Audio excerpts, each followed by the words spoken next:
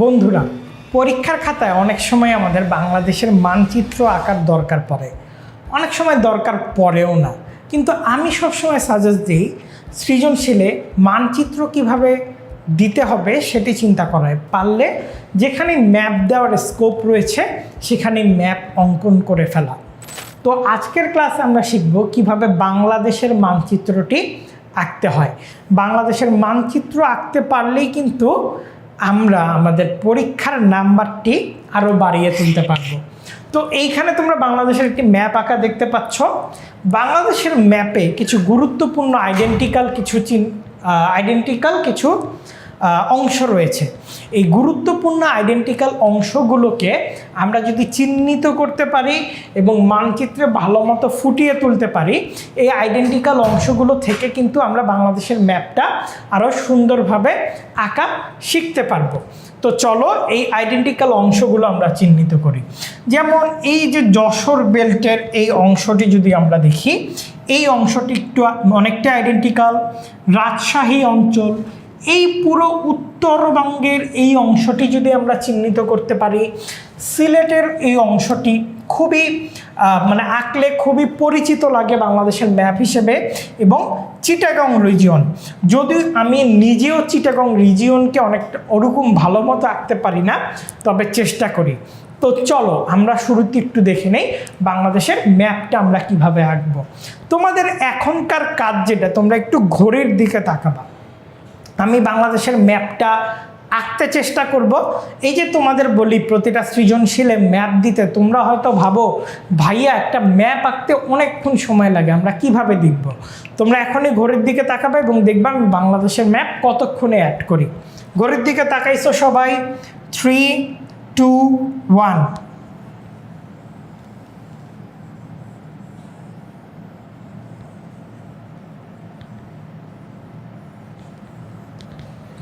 মোটামুটি 10 সেকেন্ডের মধ্যে কিন্তু বাংলাদেশের ম্যাপ আঁকা হয়ে গেল। আমি যদি একটু আরেকবার চেষ্টা করি বাংলাদেশের ম্যাপটা আঁকার, তোমরা আরেকবার ঘড়িটার দিকে তাকাও, দেখো তো আমি আবারও 10 সেকেন্ডের মধ্যে আঁকতে পারি কি না। 3, 2, 1।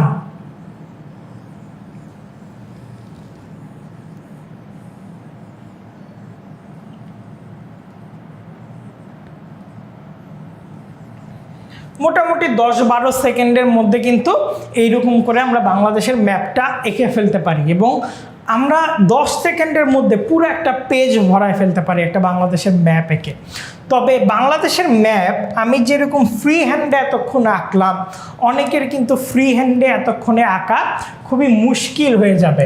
তো এই ফ্রি হ্যান্ডে আঁকার আগে আমরা কিছু টেকনিক দেখে নিব এবং পরবর্তীতে বাসায় যে পুরাতন পেপার, পুরাতন খাতা আছে, এইখানে আমরা ফ্রি হ্যান্ডে বাংলাদেশের ম্যাপটা প্র্যাকটিস করতে থাকব। তো চলো আমরা এরকম করে ফ্রি হ্যান্ডে বাংলাদেশের ম্যাপটা প্র্যাকটিস করি। আগে আমরা টেকনিকটা শিখি। প্রথমে দেখো, আমরা বাংলাদেশের ম্যাপটাকে অনেকটা এইরকম একটা কাঠামোতে ফেলতে চেষ্টা করব। প্রথমত আমরা বাংলাদেশের ম্যাপটিকে অনেকটা এইরকম একটা কাঠামোতে ফেলতে চেষ্টা করব। সবাই আমরা নিশ্চয়ই এঁকে ফেলছি। আবারও একটু দেখো, আমি যদি আরেকবার আঁকি পুরাটা,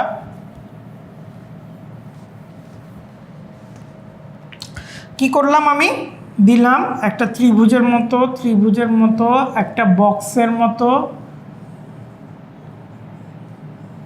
অনেকটা এইরকম একটা কাঠামোতে বাংলাদেশের ম্যাপটাকে আঁকবো।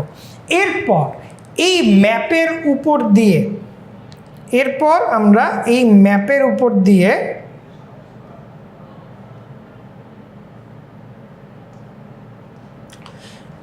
আমরা আস্তে আস্তে একটু আঁকা বাঁকা করে এরকম বাংলাদেশের ম্যাপের আদলে এরকম আঁকতে চেষ্টা করব।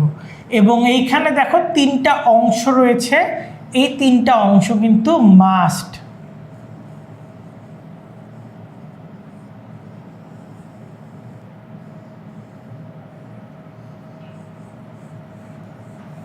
তো দেখো অনেকটাই কিন্তু বাংলাদেশের ম্যাপের একটা আকৃতি লাভ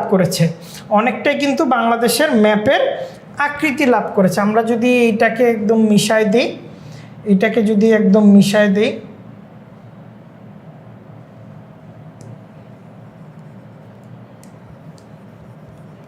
সরি, এগুলাকে যদি একদম মিশায় দিই আমরা, তাহলে আমরা দেখতে পারবো অনেকটাই কিন্তু বাংলাদেশের ম্যাপের আকৃতি কিন্তু লাভ করেছে, বাংলাদেশের ম্যাপের আকৃতি লাভ করেছে। তো চলো আমরা এরকম আরেকবার প্র্যাকটিস করি। হ্যাঁ, আরেকবার চলো আমরা এরকম প্র্যাকটিস করি। তাহলে শুরুতে আমরা কি আঁকবো? শুরুতেই আমরা একটা কাঠামো এঁকে নিব। শুরুতেই আমরা এরকম একটা কাঠামো এঁকে নিব। চলো আমরা শুরুতেই কাঠামোটা আঁকি।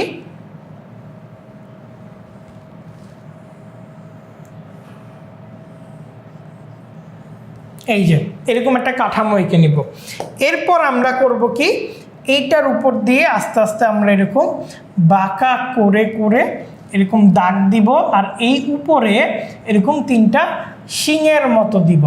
এরপর এই যে আমরা সিলেট অঞ্চলটা আঁকলাম, ফেনী আঁকলাম, এরপর আমরা চিটাগং রিজিয়ন আঁকলাম, এবং এই চিটাগং রিজিয়ন আবার এখানে সুন্দরবনে এসে সেভ করলাম।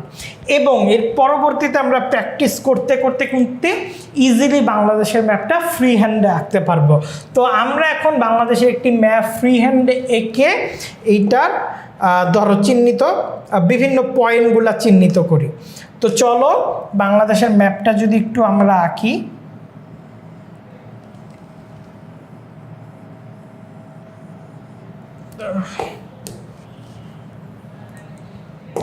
চলো বাংলাদেশের ম্যাপটা আমরা আঁকতে চেষ্টা করি।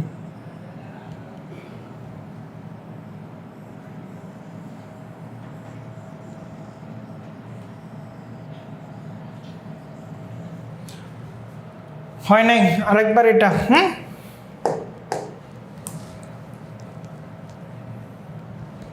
চলো বাংলাদেশের ম্যাপটা আমরা আরেকবার ফ্রি হ্যান্ডে আঁকি।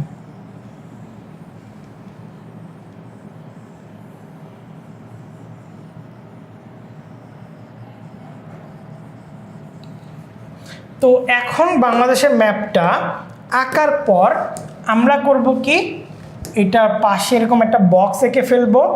এইখানে আমরা আমাদের টাইটেলটা দিব, এই বাংলাদেশের ম্যাপটা কি নিয়ে, টাইটেলটা দেওয়ার পর এইখানে আমরা এরকম নর্থ লাইন দিব বা উত্তর লিখে দিব। এইখানে আমরা আমাদের এরকম বঙ্গোপসাগর বা বে অফ বেঙ্গল এরকম লিখতে পারি। এইখানে আমরা মায়ানমার দিতে পারি, এখানে ইন্ডিয়া দিতে পারি, এইখানে ইন্ডিয়া দিতে পারি, এখানে ইন্ডিয়া দিতে পারি। বাংলাদেশের ম্যাপটা যদি এর ডিভিশনগুলো নিয়ে হয়, আমরা ডিভিশনগুলো ভাগ করে ফেলতে পারি, এবং এভাবে কিন্তু আমরা বাংলাদেশের ম্যাপের একটা পূর্ণাঙ্গ মানচিত্র আঁকতে পারি। তবে অবশ্যই মনে রাখবে টাইটেল এবং নর্থ লাইন এই দুইটা কিন্তু মাস্ট।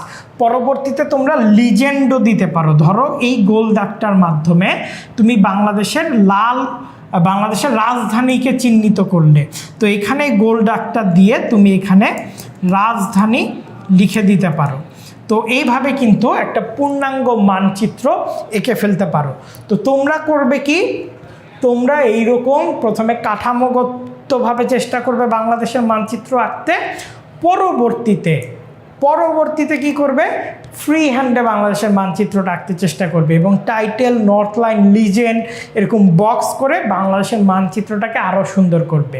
আর পরীক্ষায় বাংলাদেশের মানচিত্র আঁকা চাই। তো আজ এই পর্যন্ত, দেখা হবে পরবর্তীতে কোনো ক্লাসে। এরকম আরও বিভিন্ন ধরনের টেকনিক টোটকা শিখতে আমাদের কোর্সগুলোতে ভর্তি হয়ে যেতে পারো। কোর্সগুলোতে ভর্তি হতে 16910-তে সর্বোচ্চ ছাড়ের জন্য কিন্তু তুমি কথা বলতে পারো।